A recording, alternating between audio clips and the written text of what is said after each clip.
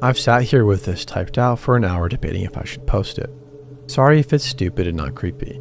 This is my first post. First off, I call him the psychological stalker because he really messed with my head, depriving me of sleep and seriously terrifying me even to this day. I'll start at the beginning, 2011 to 2012. I lived in Utah for several years and moved several times due to my dad's work and other circumstances that don't matter. My family is Christian. I am not, but I still attend their church because it makes my mom happy. I made a friend in the congregation who was a year younger than me, Zach. Zach was one of the realest people I've ever met, and we got along very well. The summer was about halfway through. We spent almost every single night playing night games with people from the church. We all lived on the same street except for Zach, who lived up the very steep hill. Still not too far though. Nearing the end of the summer, the night games slowed down and were only once a week. The rest of the time I was hanging out with Zach at his house only up the hill from mine. Enough distance for exactly 11 street lamps. I Google mapped it. One night, around 2 a.m., I was walking back when I saw a very tall man on the opposite side of the road from one of the street lamps, the faded light resting just out of reach of his feet. Totally dark. I couldn't see anything but that he was tall, very tall.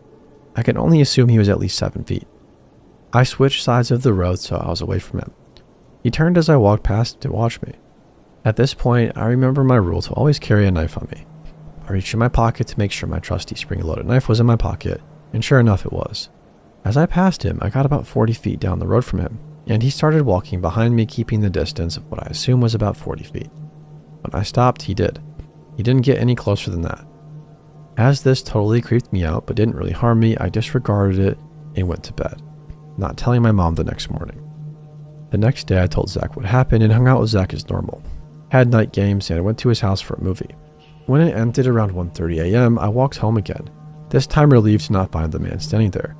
I walked down the hill like normal, only to turn around with a creeping feeling, only to find the man behind me, the normal 40 feet away on the opposite side of the road, switching sides back and forth so he never stepped under the street lamps. This continued for a week, 40 feet away. Every time I walked home from Zach's house, on the Monday of the second week, he got closer.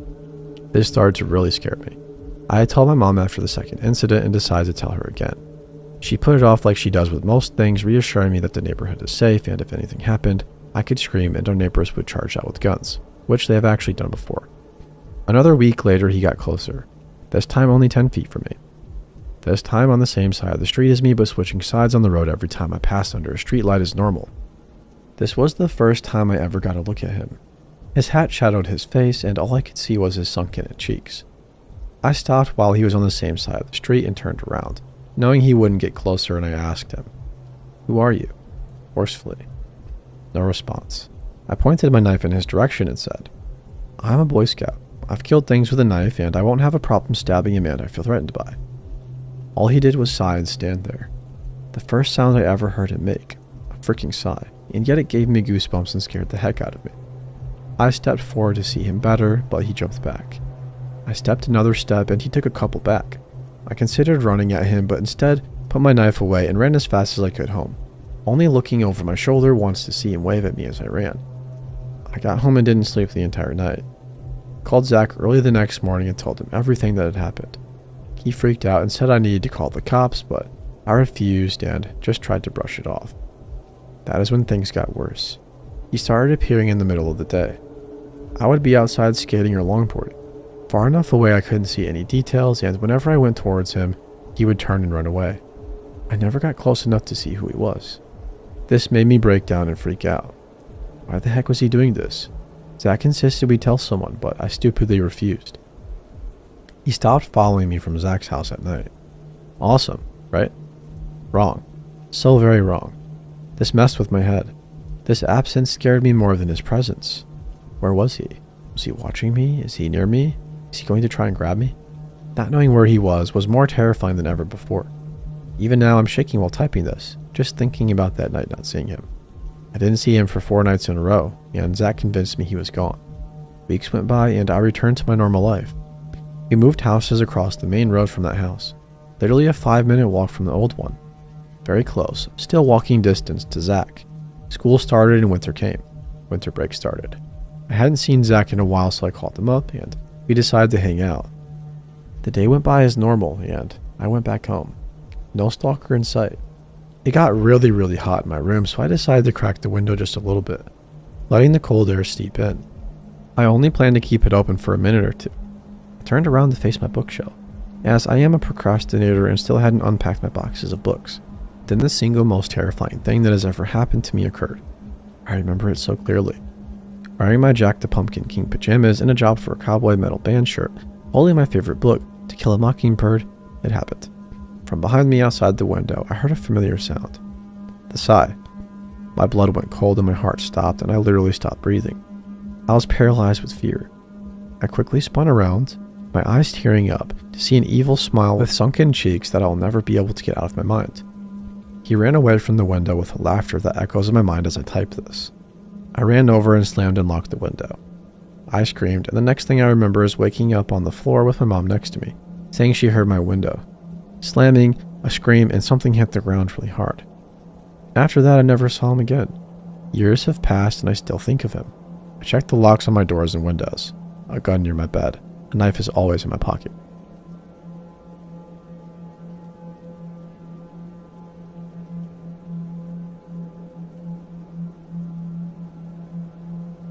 So this story takes place in Fayetteville, North Carolina, near Fort Bragg, North Carolina, where I went to college 4 years ago. Anybody who is familiar with the area knows that Fayetteville has a large population of homeless vets near the base, also known locally as Vietnam. I had just turned 20 years old and had moved out of the house for college over 2 hours away. I had previously worked at a nursing home for 2 years, so I have a special place in my heart for the struggling elderly. My roommate Mel and I had moved into a little apartment near the college and bought a rinky-dink washer and dryer set off Craigslist. Well, the washer didn't last a week until it went out, and we had to start using a laundromat. Our roommate was busy with homework, so I offered to do his laundry for him if he would do mine next week, and he agreed. So I grabbed the bag of laundry accessories, my phone, school books, about $15 in quarters, and our clothes in a dirty hamper and left. The layout of the laundromat was at the front of the store. There were 2 rows of washers and then 2 rows of dryers near the back, then dryers on the walls on the left-hand side near the front. There were 2 tables kitty-corner to each other, one at the front left-hand side and one at the back right-hand side, then chairs lining the left of the walls. At the laundromat, I threw all of our laundry into a machine and pulled out one of my books for a school to start studying. I was sitting at the table closest to the exit towards the front.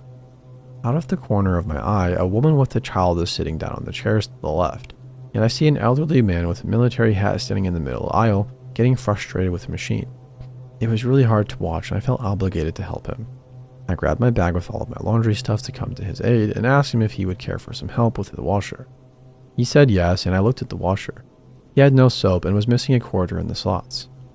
As I got closer, I could smell his very potent stench of body odor coming from his laundry. I offered him a Tide Pod and gave him a quarter. He thanked me and then walked back over to the front tables. I pick up my book to start reading, and he catches the corner of my eye again, and he was taking all of his clothes off over clothes and putting them in the dryer. He was now in only a white undershirt, tank top, and his shorts. At this point, I am realizing that this man is indeed homeless and might have a few screws loose, so I should be careful. I watch him walk to the other table near the back of the store, then walk towards my table with a big trash bag and sit down on the other side of the table. I smile at him and he smiles back, showing that most of his teeth were missing and that his canines were very decayed. He starts to make small talk with me until there is an awkward silence. I can tell he's pretty lonely and just wants to talk, so yet again I feel bad for him and I try to strike up a conversation. I ask him about his military hat and he gets a flash of pride in his eye and tells me that he was a veteran who fought in Vietnam, and also starts to tell me about all the things he used to do for the military. When he was finished telling me, I told him that my stepdad was a Korean vet and I had a lot of respect for those who served, thanked him for his service. He asked me how my stepdad was and I told him he died from cancer when I was younger, but I love him very much. He looks me dead in the eye and tells me that he was sorry about my father, but I could call him daddy anytime, then puts his hat on me. I start freaking out, thinking this man has lice, so I take it off relatively calmly and hand it back to him. I wasn't sure if he was trying to be funny or not, but I told him that was making me very uncomfortable and I wanted to be left alone to my studies now. He nodded and took his bag over to the other table. A few minutes passed and the lady and her kids that were sitting to the left, and just like clockwork, he came over to sit with me again, this time without his bag. He came over and apologized to me and explained that he didn't mean to be rude and gave me a bag of candy. I tried to decline it and told him that I had a dairy allergy, which I do, but he refused and put it inside my bag of soaps. I say thank you, and he nods and sits back down. I try to ignore him, and he starts to make these noises like he's in pain to get my attention. I ask him if he was okay, and he said, "Yeah, I'm just getting a cold." I giggle, and then he tells me, "I'm sorry, but I have to tell you. You have the most beautiful red hair I've ever seen. You remind me of my girlfriend." I ask him to hold on, and I switch my clothes over to the dryer, so I ask him about his girlfriend when I return, and he tells me that she died of a heroin overdose 2 months ago. I tell him I'm sorry. He then asks if I would be his girlfriend, and without a second thought, I then try and convince him that I'm underage and that would be highly inappropriate. I am 4'11" and about 100 pounds, so I figured it would have been believable. He then tells me that he doesn't care and can keep his secret, and then touches my hand that's on the table where he sat across from me. Shivers went up my spine, and I told him, "Sorry, sir, but no, I have a boyfriend." He pulled my hand away to text my roommate to come help me now. At this point, his gaze seems rather predatory, and my heart is beating out of my chest. I put my book down inside my bag and start gathering things to get the heck out. I'm trying to be slow enough to not alarm him or provoke unwanted behavior. I was wearing a tank top and sweatpants at the time, and then comments that he can see my cleavage and that they look like nice titties and he wishes to suck on them. I stopped acknowledging him and threw my bag into the bottom of the hamper.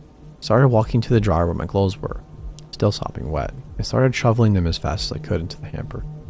All during this time, he is telling me how he would take me to a hotel and do all these horribly graphic things to me if he had the money, and that he had 60 years of experience in pleasuring women. I still am trying to ignore him and have almost gotten all of my clothes. He then either picks up underwear that had fallen on the floor in my scramble or has taken from the hamper while I wasn't paying attention. The bright blue thong catches my eye, and then I look at him. I look him dead in the eye as he flicks his tongue through the space of his missing front teeth like a snake. He starts bringing my underwear to his face, which I snatch so fast it startles him. He starts hightailing it to his bag at the back of the mat, and I panic and head to the door with all of my belongings. I have never seen an old man run so damn fast. He grabs his bag and runs towards me, asking for a ride to a nearby town if I would wait for him. He grabs my shoulder in my struggle to open the door, and then I scream loudly, and I have some pipes on me. He freezes. I make it out of the door and then to my car without hearing him behind me. My guess is he was looking around the parking lot and laundromat, making sure nobody was around. I am not sure, I wasn't paying attention. I threw my laundry in the back seat, and then he started walking out to my car. He arrives at it just as I was getting in and locking my doors, asking for a ride again, pulling on my door handles, begging and crying. I leave having a total panic attack now. I get home and wake up my roommate and just start bawling my eyes out. Tell him everything that happened and made him promise me that he would go with me the next time. I'm not sure why I didn't just leave without the laundry and then come back with my roommate, and I'm not sure why I did a lot of the things that led to it. I guess it's hard to have a clear head in stressful situations. All I know is that I'm so glad that I made it out.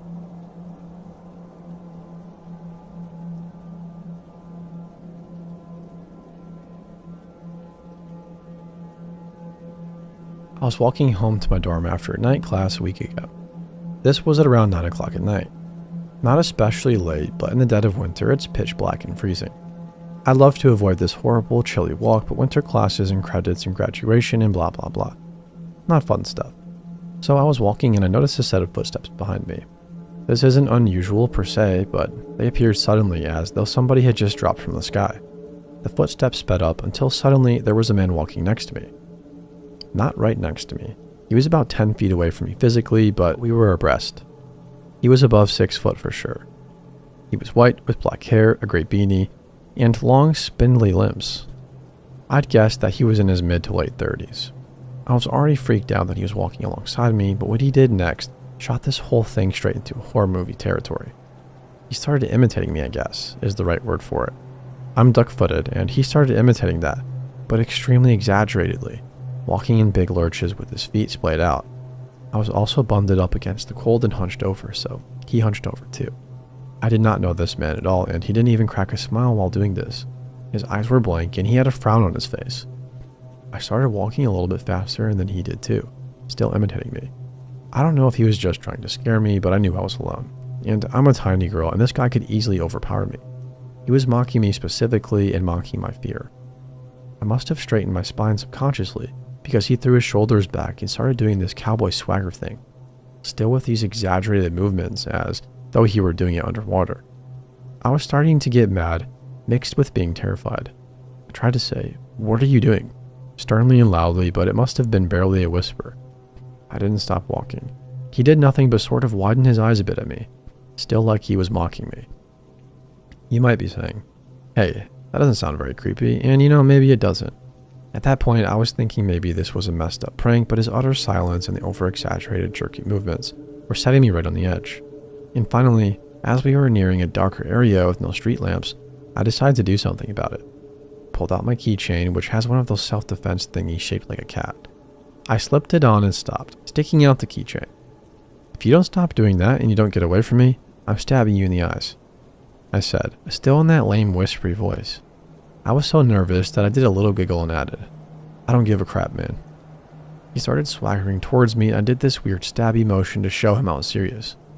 But he didn't stop until he was like 5 feet away from me. Leaned forward a little bit, just like me, slowly reaching into his jeans pocket with one hand. Then he brought that hand forward, empty, and held his arm exactly like I was holding mine. It was weird. His arm positioned like he was holding a knife, his body looming, but there was no weapon.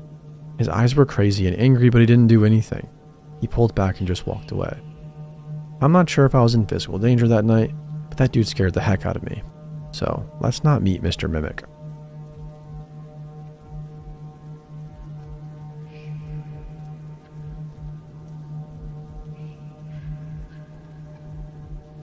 A few summers ago, I was working at a front desk receptionist at a popular downtown salon. On slower evenings after the stylists finished their appointment schedule, I was occasionally left alone to book treatments and sell product until the salon closed. At this point, you're likely thinking that some creep came in one evening when I was alone to do what creeps do, but I'm actually not the victim in this story. With that being said, one evening when I was alone, a young man came in to schedule an appointment for his girl, he said. He told me that he wanted her hair colored. Every shade of red you got. I asked him what level of stylist he wanted, like how much money did he want to spend, and he said it didn't matter, he just wanted the next available appointment, which was several days later, and on my day off. He scheduled the appointment under her name, which I won't use, but I know it was a very generic sounding name. When I returned to work, I was playing around on the computer used for appointments, and I suddenly remembered the appointment I had made for that man's girl. I wondered if they had kept it. They had not. The appointment was marked as a no-show. I checked not because I had felt this man was creepy, but because I was being a judgmental ass. The young man appeared to not have a lot of money, and that color appointment would have been expensive. Judgment confirmed, and I didn't think about it again. About 3 weeks later, I am standing at the front desk, and the same man walks in with a very young girl. At the time, I guessed that she was maybe 15, and he was in his late 20s.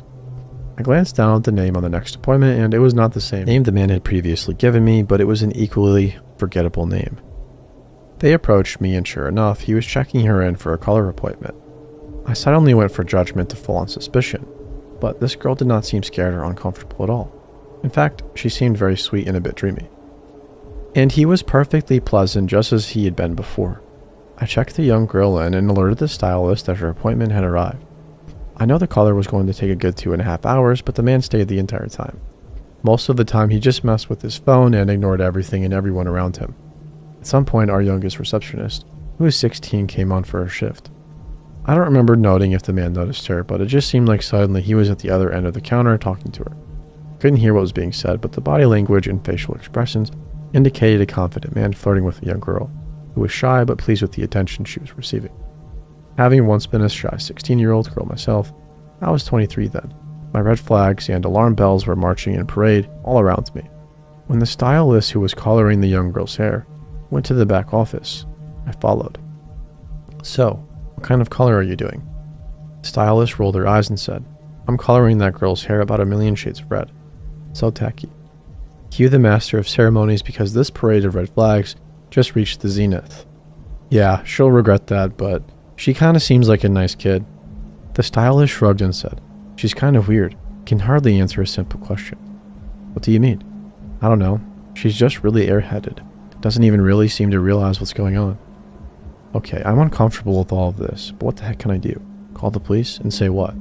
So I did the damn wrong thing. I watched them leave without saying a word. Her color costed $300, and he paid for it by taking out a huge cash roll and handed me 20s. "Thank you. Enjoy the rest of your day." "Yeah, you too." During this time, I was working at the salon and at a restaurant in a city that was a 50-minute drive from my apartment. The driveway was all freeway and I knew it well. The landscapes, gas stations, and mile marker signs tended to blend, so when I passed a billboard that I had passed so many times before, it shocked me when I actually processed what it said. Report human trafficking. And I knew that's exactly what that slimy freaking weirdo was doing with these young girls. I called the number and told my story. I expected bored derision from the woman at the other end. I was going on a gut feeling after all. Nope, the woman was friendly and professional and assured me it would be looked into. Alright, Treble. You were a complacent chicken shit the first time, but you did the right thing today. Let's hope somebody helps that poor girl. Oh, and don't forget to speak with your young naive coworker about that man. 2 days later, I'm back at the salon when 3 big men walk in. Alarm number 1. Their clothing was baggy and dirty and they looked rough. Number 2. 2 remained by the front door, attempting and failing to be aloof, while the biggest one walked straight toward me. Hey, is Treble here today? Why? I need to speak with her. She can't have visitors at work and I am not able to give out her schedule. Deep sigh, and then a badge hanging from a chain on his neck slips out from under his t-shirt. I'm Officer so-and-so with the Anytown Police Department and I need to speak with her now. I'm her. Let's go to the office. I proceed to tell and retell my story and answer a ton of questions. The officer also speaks with the stylist and my young coworker.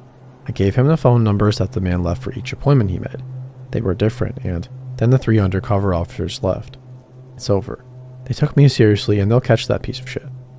But they're back the next day, along with the man who's in plain clothes but openly wearing his badge.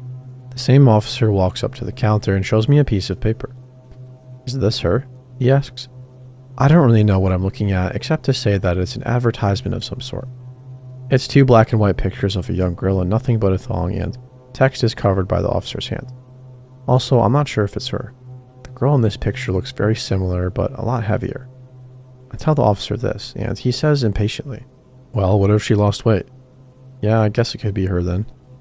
Then Officer so-and-so and this new guy follow me back to the office and ask me a few more questions. I'm able to ask the officer if they located her and he tells me that they have. He goes so far as to tell me that other undercover officers are headed to a hotel sting at that very moment. I said, that's great, or something like that. The officer then asked me why I decided to call the tip line, and I told him that the whole thing just didn't seem right. He made some joke about offering me a job because they needed more people who acted on instinct. So movie-like, right? He then said that as soon as the sting was over, he was going to make sure I was given proper recognition. Joy turned to fear, and I was suddenly deep into my first realization that some cops are idiots who can't be trusted, and that I too am an idiot. What? No, I don't want recognition, I want to stay anonymous. Well, that's too bad because you deserve to be rewarded. No. And another realization that this officer has my full name, phone number and place of employment written down in his stupid little notebook. What happens to your notes? I asked him. Officer Weirdo responds like this. Don't worry, I've been doing this for a long time and I've never lost an informant. What the heck does that even mean? I'm not an informant. I'm some dumbass who called an anonymous tip line. Officer Jerk has to leave, but Badge Man stays. Oh, I didn't mention who he was. Special Agent Go Screw Yourself with the Attorney General's office. And guess what? He's proud of me. He wishes more people cared like I do, and he also has my phone number. What happens next is obvious. I get mono, and I'm begging to finally get some sleep, and then I get a phone call from the salon manager. Treble, there's 2 TV news crews here, and some newspaper reporters too. We are playing dumb, but maybe it's a good thing you got sick. Do they know my name? I ask. No. I put in numerous calls to the officer and special agent and received no response, but I thought they were proud of me. The officer had given me 2 numbers, one to an office and one to a cell phone. After 2 days, the cell phone no longer worked. It had been answered once by a woman who promptly hung up on me, and the officer was never available when I called. The special agent returned my call some days later. Finally, he wanted a written statement. Go screw yourself. He couldn't understand why I was being so uncooperative. Finally, he threatened me with a subpoena. You want to subpoena somebody who called an anonymous tip line? He called me a few more times, but I didn't answer. Ultimately, I had to drag my sick ass to my favorite professor's office because he also happened to be a good attorney. I felt incredibly uncomfortable asking for his advice. I felt I was definitely crossing a line, but I was desperate and very scared. I had now seen this story all over the news along with the words, "an employee at a local business." Long story short, Professor Awesome helped me. Special agent stopped calling me and the man was arrested and charged with a number of things, including human trafficking. But he was released and I don't know what happened after that. I'm not scared anymore, but I was looking over my shoulder the entire summer.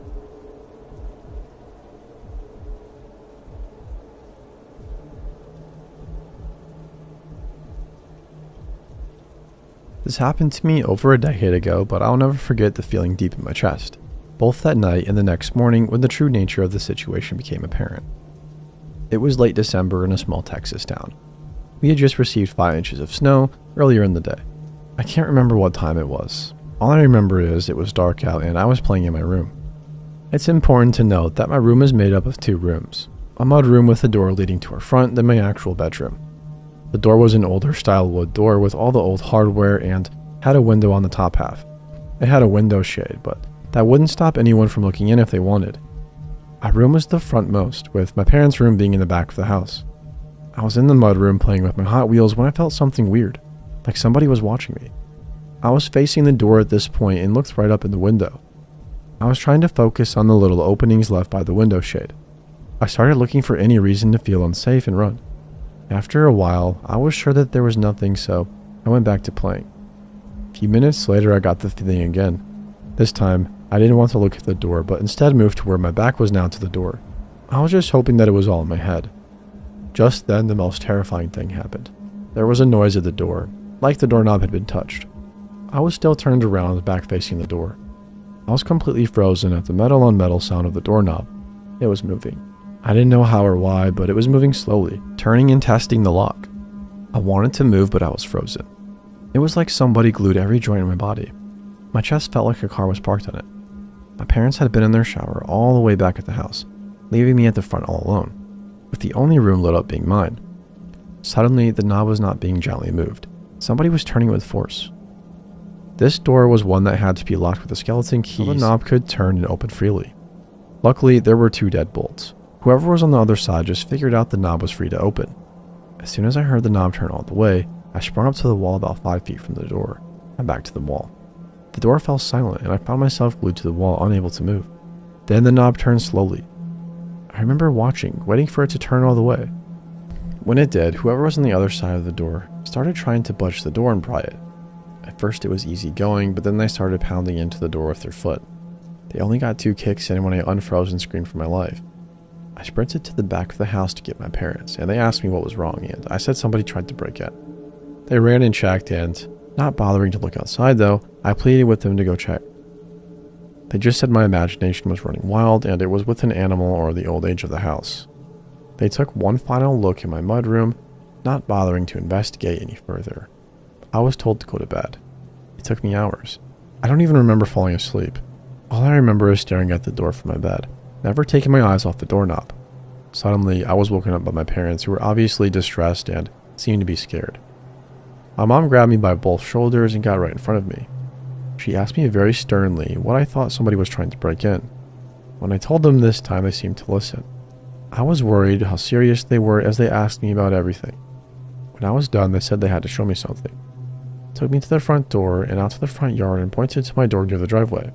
You could clearly see the boot prints in the snow walking along the street, through our yard and straight to my window, and then my mudroom, where I had been the night prior.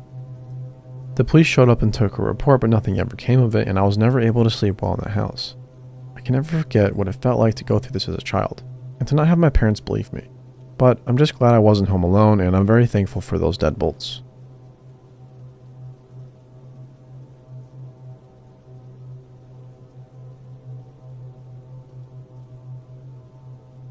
About 2 years ago, I was 18 at the time.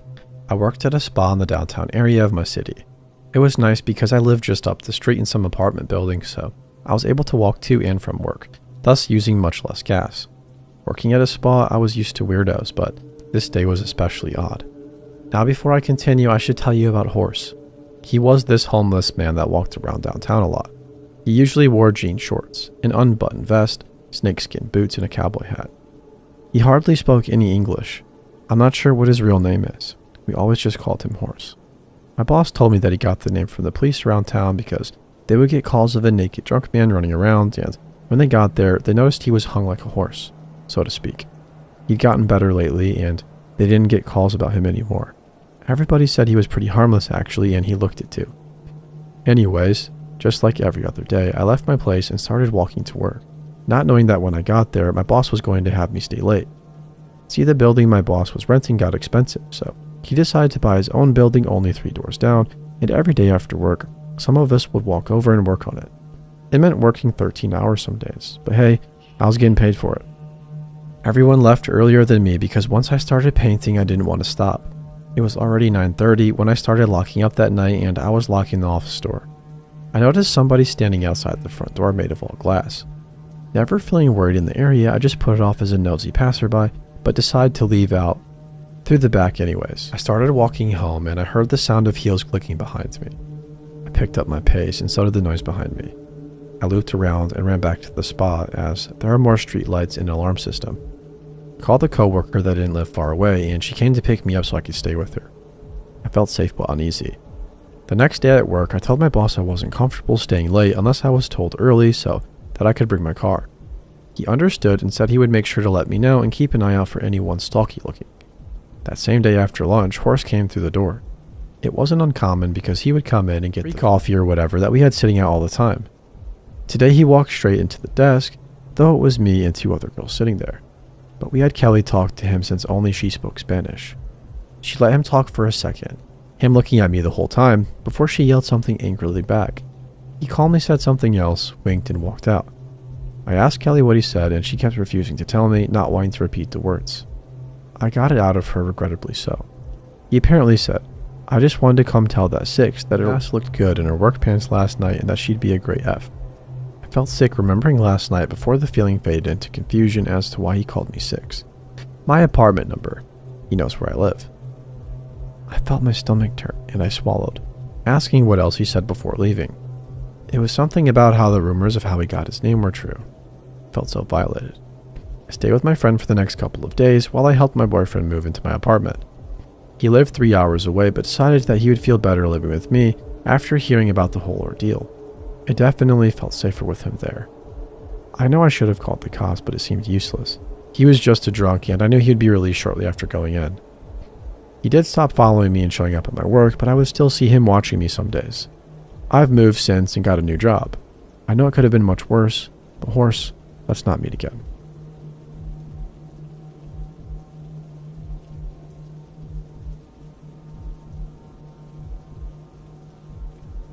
This all happened when I was in high school in the late 90s. I grew up in a rural western town. That meant not much to do in town, but lots of places out in the heavily wooded canyons and hills right outside of town. One particularly popular spot for hanging out, hiking, rock climbing, and doing various other things is called Falling Rock.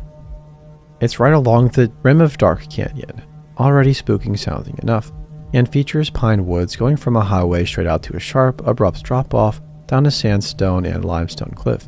It's several hundred feet down to the creek at the bottom, and there are various hiking trails and ways to get around the cliffs and down to the creek. I went there frequently with friends in high school, not to smoke weed or drink or whatever, but because the place was also held as sacred by the Lakota, and by proxy by teenaged wannabe Wiccans like me. We'd see their red prayer bundles up in the cedars all along the cliffs, and to me and my coven of fellow dumbasses, that made this an obvious place to visit and try to contact spirits and whatnot. I hiked it enough to become very familiar with the area, especially with the deep overhang that was almost like a shallow cave. It wasn't visible from the top of the cliff or from the main hiking trails.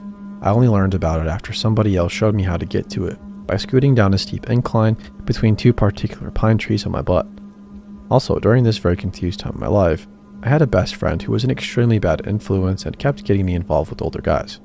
At 15, I lost my virginity to a 22-year-old guy in the Air Force that she had introduced me to, and then left me alone with. I won't say he made me do anything, but I also won't say I was entirely on board with everything that happened. She later gave me away for a night to a Turkish guy who spoke no English. Then she started seeing a guy in his early 20s. She was 18 and more or less told this 40-something uncle that I was all his if he wanted me. I was a 16-year-old idiot, didn't know about this scheme, just knew my best friend had just invited me to Falling Rock to hang out with her and her boyfriend. I was less happy when I showed up and found the uncle there. I had met him before. He wasn't a jerk or unattractive. Actually, he was attractive, or even especially creepy. It was just knowing he was more than twice my age, and it was very clearly wanting more than the Air Force guy had. He just didn't want sex. He was in love with me and wanted me to love him too. I knew it, I just didn't know what the heck to do about it. But I did tell my friend that I didn't want to see him around when she and I got together. She apparently ignored that bit of what I said. He and my best friend's boyfriend were both cowboys, following the rodeo circuit. As such, they showed up at Falling Rock in their boots and hats and all of that, and it made them slow. My friend was morbidly obese, and none of them knew anything about Falling Rock, whereas I knew the whole area very well. I had driven my own vehicle there, but had parked in the lower lot, about a quarter mile closer to the highway than the place where they'd parked theirs. When I saw that the uncle was there, and he started getting overly friendly right away, I planned to get away as soon as possible. We started walking, and it wasn't long before I got way out ahead of them, ignored their calls to come back, and vanished into the woods down one of the last used hiking paths. This was broad daylight, and I had a plan. I was going to just loop around to the northwest, through the thick woods, and come back up to the lower parking lot, get in my car and drive away, and let my friend explain why she brought the uncle later. I made good time and got up towards the main road to the parking area, where my friend and the uncle had parked. I was almost there when I saw another dude, close to the uncle in age, but slimmer, blonde with a beard and a camouflage coat on, come up the trail from the parking area. We were a few hundred yards from each other, but he stopped, clearly seeing me. I don't know what it was, but I didn't like something about his stance or his expression. I don't know what. I started to slink back down the draw I had come up, and he started to follow me. No mistake about this. He turned off a well-worn obvious path to the Falling Rock cliff face to follow me, little teenage girl, down into nothing but deer trails and scrub and cacti. He didn't say anything all the while. It seemed like he was trying to be as quiet as possible. I knew the area better than he did, though, and was a lot less cautious about my footing. I got back up to the top of the cliffs as quick as I could and popped up just ahead of where the uncle was sauntering along the edge, right next to where the big overhang would be.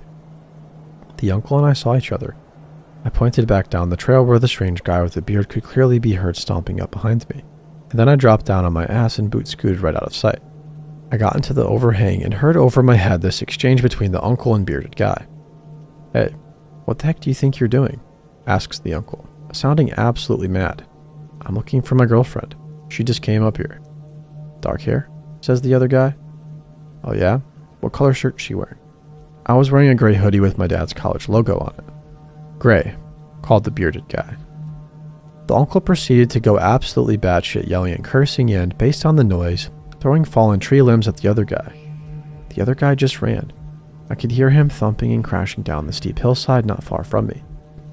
My friend's boyfriend came running when he heard all the noise, and I could hear him yelling at the guy too. All kinds of vile stuff you wouldn't think a good Christian boy would say. The uncle called my name for a bit before I finally came out of the cave, and then my fat friend finally joined us too. It was a weird day to have your sort of stalker save you from somebody who seemed to really have it out for you, but I'm pretty sure that's just what he did.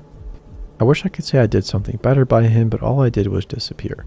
I didn't talk to my quote-unquote friend for over a year, long enough for her to have dumped her boyfriend and for the uncle to have gone away with him. I don't know what's happened to either of them, or if I could even recognize them now that I'm twice the age I was then. I do wish them well, and I just hope to not meet, our history considering. Still, I'd rather meet the uncle, who was always a gentleman, than that blonde bearded guy I saw that day. You. Yeah, let's not meet.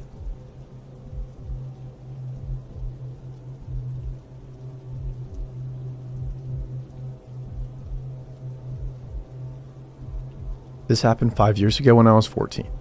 I went shopping with my friend in the city. When we finished, we met up with her mom so she could drive us back instead of taking the subway again. However, they lived like 20 minutes away from where I did, and I guess her mom didn't feel like driving to my house, so instead, they dropped me off at the bus station, and from there I would get home. I had to wait about 20 to 15 minutes or so before getting on the bus, so I sat on a bench and played around on my phone, kind of salty that I wasn't dropped off at my house and that I had to take the bus alone. At this time, I had just started using city buses, so I was pretty stressed every time I had to use them alone. Then a man comes up to me and tells me, "Hey, how are you? Have we met before?" I look at this 45 to 50-year-old man and know for a fact I've never met him. I was really wondering, where would I, a 14-year-old boy, ever seen and interacted with this man? Tell him no, and he tells me, "So, are you sure? Didn't we meet at some random guy's named party?" I said, "Nope, definitely not. I don't even know who that is, sorry. He proceeds to sit next to me, very closely, and introduces himself.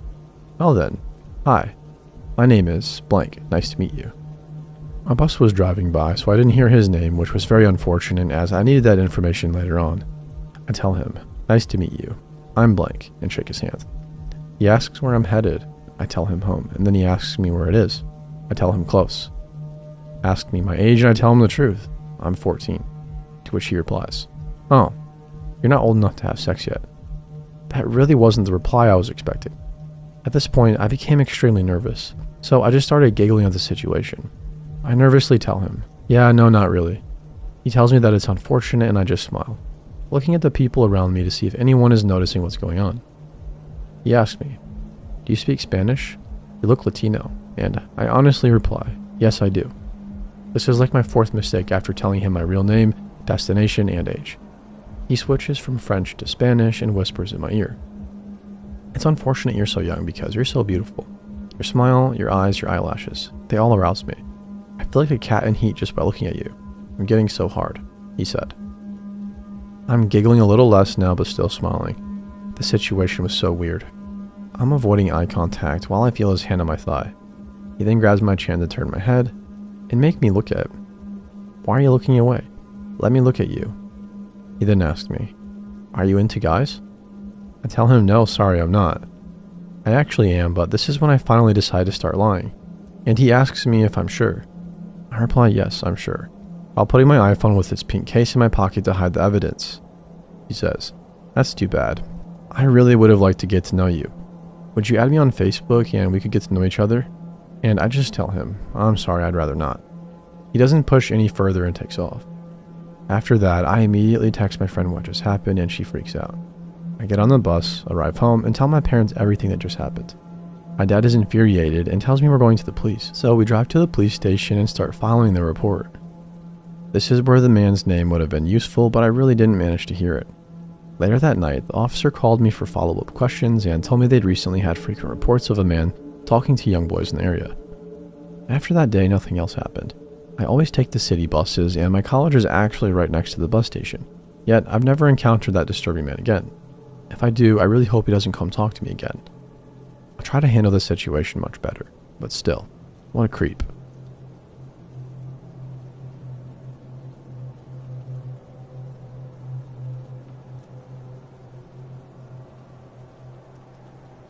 I was 18 years old and I worked in a mall clothing store. I usually worked the night shift, which meant leaving the store between 9 o'clock and 9:30 p.m. None of us thought anything about calling out goodnight and walking out to our cars alone. Usually, the parking lot was full of the other workers leaving at the same time. On this particular night, I was in a great mood. I had had a good evening at work and was going to meet up with my boyfriend when I got home, so I was just smiling and thinking to myself as I walked. I got to the curb in front of the mall exit door to check for oncoming cars before I crossed over to where my car was parked. It was not that far away, maybe 10 spaces from the front. When I glanced up to verify where my car was, I caught the eyes of a man sitting in his truck. He was wearing a cowboy hat pulled down low over his eyes, as though trying to conceal his face, but he was staring intently right at me. I literally froze in place, and I've never felt like I did in that moment.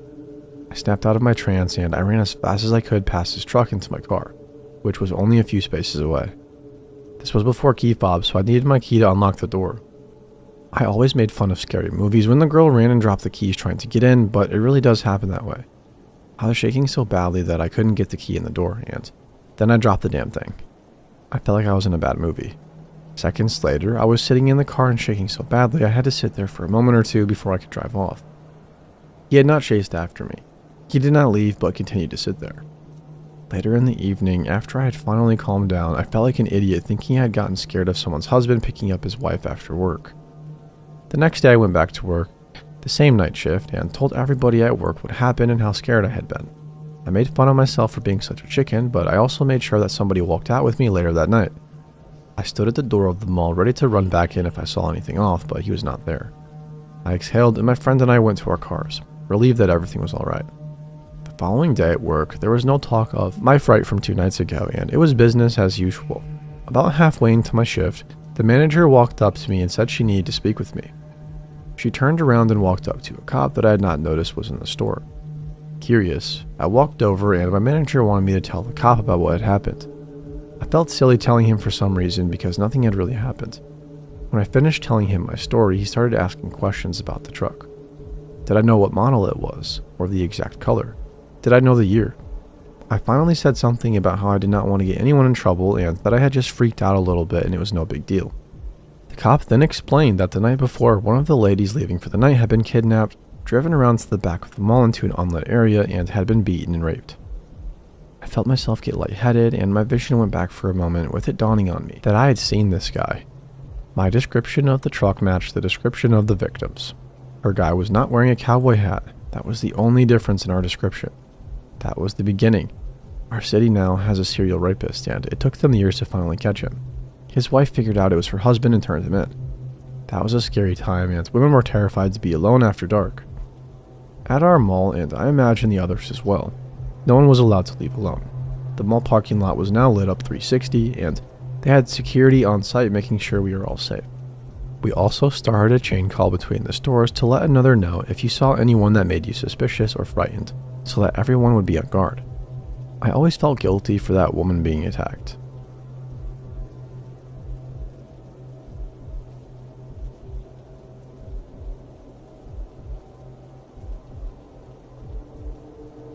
The situation is still developing and I'm afraid for my mom's safety.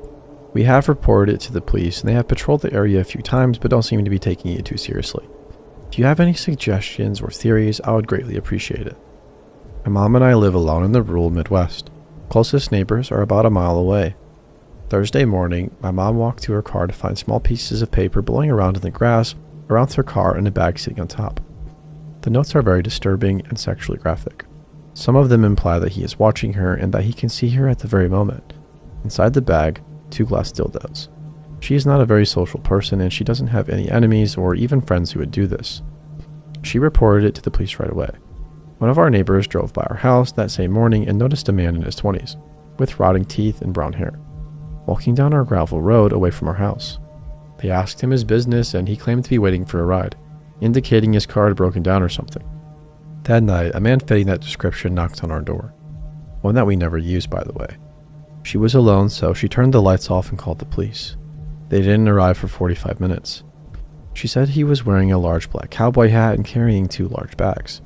He looked similar to our neighbor's description, but this time he was close enough for her to notice freckles. A little while ago, we noticed he had been in the garage and stolen 2 full gas cans. There are a lot of outbuildings and land, trees and hills for him to hide. My house has a lot of windows. We have begun keeping the doors locked and windows/curtains shut. I am paranoid and terrified. My mom is mostly just mad, but she shouldn't have to feel unsafe in her own home. What do we do, and why would a person do this? I will also respond to questions as I can. I also can provide pictures of the notes and the contents of the bag if there is interest. I appreciate any feedback. Update. Nothing seems to be out of place this morning, but I will be walking around the property and thoroughly checking before I leave. I have been writing all of this on my phone, so when I get my computer back, I will try to respond to more of you. I asked my brother to come home today and he said he would, but apparently she talked him out of it now. I'm very upset that nobody seems to be taking this too seriously. The garage has been padlocked, but there is still a barn, corn crib, and basement that he could easily access. I tried again to get her to leave and she flat out refuses. She is convinced that because he didn't actually try to break into the house that night when he knocked on the door, that he is not a threat or will give up. She doesn't want to be freaked out, so to speak, and I don't blame her, but it's too late for that. She's getting mad at me for asking questions, and I know she would be pissed at this point if she found out. About this post, that is. This guy has been seen around town and nobody knows him, which is a red flag itself. His license plate is from the next county over, but nobody got the number, of course. I want to be proactive about this, but there is only so much I can do right now. Thank you all for the advice and feedback. It has been unsettling to consider all these possibilities, but I believe it's important in a situation like this. I will be creating a new post for any future updates because this is getting a little lengthy.